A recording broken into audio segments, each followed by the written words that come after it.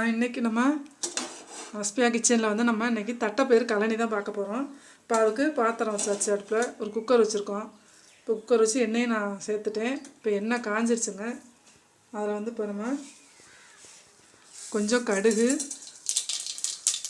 பொரியவும் லைட்டாக வெந்தயம் போடணும். வெந்தயம் வந்து அதிகமாக சேர்த்துடக்கூடாது. நம்ம தட்டைப்பயிறு சாப்பிடலாம் கசப்பு தன்மை உண்டாக்கும்.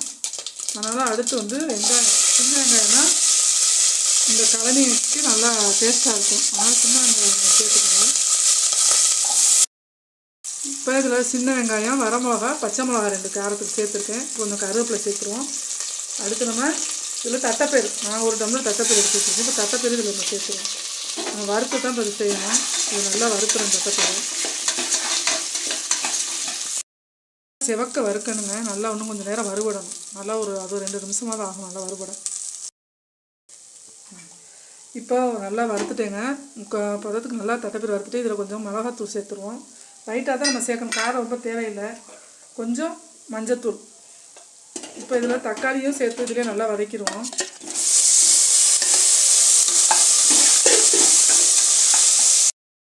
நல்லா வதங்கிடுச்சுங்க. தக்காளி நான் சேர்த்துட்டேன். இப்போ 3 பழம் தக்காளி சேர்த்துருக்கேன். இப்போ நான் வந்து கழனி புளிச்சாறு வந்து இப்போ 4 பேர் சாப்பிட்ற அளவுக்கு நான் செய்ய போகிறேன். இப்போ ஒரு லெமன் அளவு எடுத்து நம்ம புளி கரைச்சல் சேர்த்துருவோம். ரெண்டாவது பார்த்திங்கன்னா அரிசி கழுவுன தண்ணி, 2வது தண்ணி. இதுதான் இதுக்கு மெயினே. இந்த தண்ணியில் நீங்கள் இந்த கழனி செஞ்சிங்கன்னா தான் இது டேஸ்ட்டே. இப்போ இதில் ஒரு விசில் போட்டு நம்ம தேவையான அளவு நம்ம உப்பு சேர்த்துருவோம். உப்பு சேர்த்துட்டு 2 விசில் வச்சுருவோம்.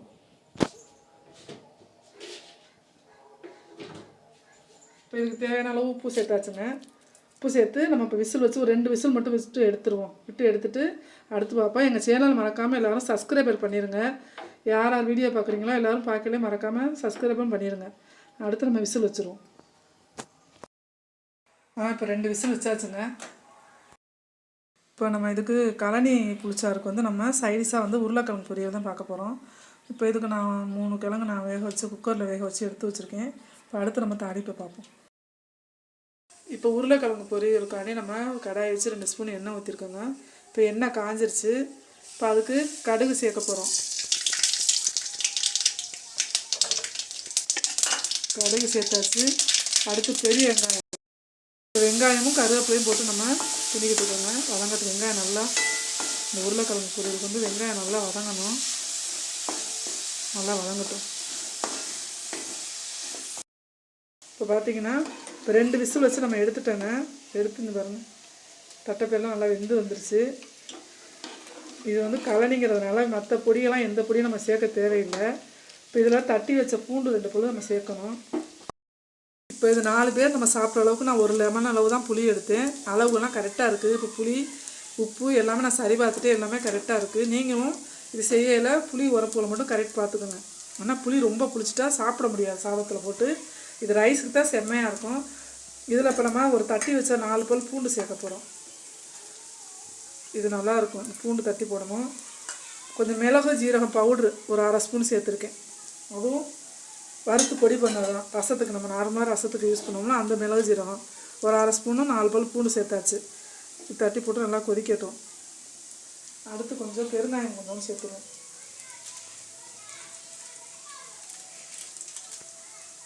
பெருங்காயம் அவங்க விருப்பத்துக்கு ஏற்ற சேர்த்துக்கணும். ஃபஸ்ட்டே சேர்த்துருக்கு.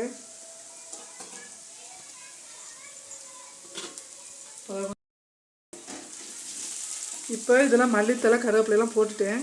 இப்போ ஒரு 2 நிமிஷம் மட்டும் கொதிக்கட்டும். இதில் கத்திரிக்காயெல்லாம் போட்டு செய்வாங்க. கத்திரிக்காய், வெண்டிக்காயெல்லாம் வதக்கி போட்டு இந்த கழனி புளிச்சாருக்கு இந்த மாதிரி வைப்பாங்க. நான் இன்றைக்கி எந்த காயுமே சேர்க்கல, வெறும் தட்டைப்பயிறு மட்டும் தான் நான் சேர்த்து, சின்ன வெங்காயம் தட்டைப்பயிறு தான் நான் சேர்த்து செஞ்சுருக்கேன்.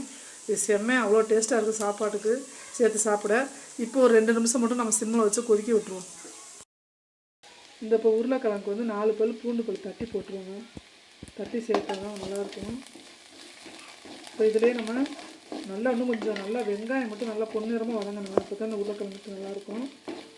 நல்லா பொன்னிறமாக வதங்கட்டும். இப்போ இதில் தக்காளி பழம், ஒரு தக்காளி பழமாக நறுக்கி வச்சுருக்கோம். அதையே சேர்த்துருவோம். உருளைக்கிழங்கு நல்லா வதங்கட்டும். தக்காளி நல்லா வதங்கிடணும். வதங்கட்டும். அடுத்து இப்போ 2 நிமிஷம் கொதிச்சிருச்சுங்க. கழனி ரெடி ஆயிடுச்சு.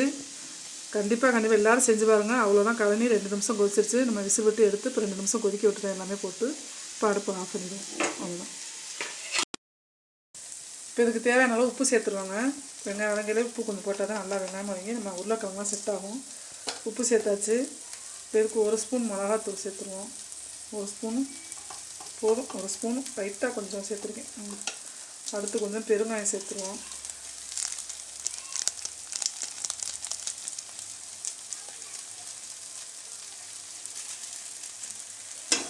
இப்போ இது நல்லா பச்சை வாசனை போகிற அளவுக்கு நல்லா கிண்டிடுவோம். நான் வந்து காரம் 1 ஸ்பூன் தானே சேர்த்துருக்கேன். நீங்கள் நல்லா காரம் சாப்பிட்றதா நல்லா காரம் சேர்த்துக்கோங்க. நான் இப்போ நார்மலான அளவு தான் நான் காரம் சேர்த்துருக்கேன். இதில் லைட்டாக கொஞ்சோண்டு தண்ணி ஊற்றி இந்த மசாலாவெல்லாம் நல்லா பச்சை வாசனை போகிற அளவுக்கு இந்த பொடி எல்லாமே செட் ஆகிறதும் நல்லா கொஞ்சம் நேரம் வேகட்டும். வேணும்னா நம்ம அடுத்து உருளைக்கிழங்க போட்டு இதில் நல்லா பெரட்டிடுவோம். கொஞ்சம் நேரம் நல்லா கொதிச்சு இப்படி ஆகும். இப்போ தண்ணியெல்லாம் நல்லா வற்றிருச்சுங்க. நான் லைட்டாக தான் தண்ணி ஊற்றுனேன். இந்த மசாலாலாம் நல்லா கொதித்து வேகட்டும்னு சொல்லி இந்த மிளகா அப்படிலாம் நல்லா இதாகிடுச்சு.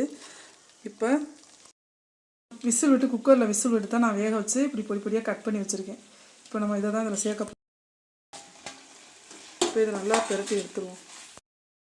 இப்போ அப்படியே எல்லாமே நான் போட்டு கிண்டிட்டேங்க. ஒரு 2 நிமிஷம் இல்லை ஒரு 5 நிமிஷம் நல்லா சிம்லேயே ஒரு மூடி போட்டு வச்சுருவோம். அது நல்லா பொடி உப்பெல்லாம் நல்லா கிழங்குலாம் செட் ஆகி நம்ம ஏற்கனவே கிழங்குலேயே உப்பு போட்டு தான் வேக வச்சுருக்கோம். இப்போ இதுக்கு தேவையான உப்பும் போட்டாச்சு. நீங்கள் உப்பு மட்டும் நீங்கள் கரெக்டாக பார்த்து போட்டுக்கோங்க. ஏன்னா உரப்பு நீங்கள் எந்த அளவுக்கு நீங்கள் சாப்பிட்டுக்கிறீங்கன்னு தெரியாது. நான் நார்மலான அளவு தான் நான் சேர்த்துருக்கேன். நீங்கள் காரம் எதுனா இன்னும் கொஞ்சம் நல்லா காரம் சேர்த்து சுருக்குன்னு செஞ்சுக்கோங்க. இப்போ எல்லாமே சேர்த்து ஒரு 5 நிமிஷம் அப்படியே சிம்மில் மூடி போட்டு வச்சுருவோம். அது நல்லா எல்லாமே செட் ஆகும். இப்போ ஒரு 5 நிமிஷம் சிம்மில் வச்சு அடுப்பை ஆஃப் பண்ணிட்டேங்க. இப்போ உருளைக்கிழங்கு ரெடி ஆயிடுச்சு. இப்போ கழனி புளிச்சாறு ரெடி ஆயிடுச்சுங்க. இப்போ அதுக்கு சைடிஷாக உருளைக்கிழங்கு பொரியலும் நம்ம ரெடி ஆயிடுச்சு.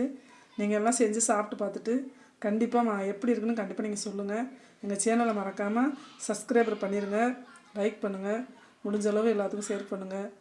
இந்த கழனி கண்டிப்பாக நீங்கள் செஞ்சு பாருங்கள். ரைஸோடு சேர்த்து நீங்கள் சாப்பிடல அவ்வளோ ஒரு டேஸ்ட்டாக இருக்கும். கண்டிப்பாக செஞ்சு சாப்பிட்டு பாருங்கள்.